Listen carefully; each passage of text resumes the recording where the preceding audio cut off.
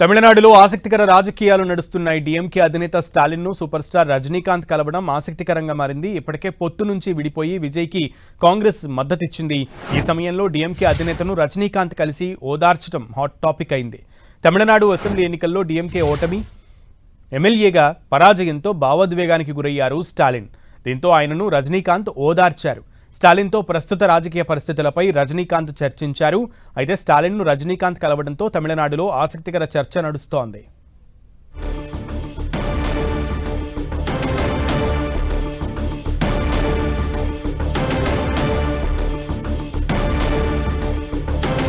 తమిళనాడులో ఆసక్తికర రాజకీయాలు నడుస్తున్నాయి. డీఎంకే అధినేత స్టాలిన్ను సూపర్ స్టార్ రజనీకాంత్ కలవడం ఆసక్తికరంగా మారింది.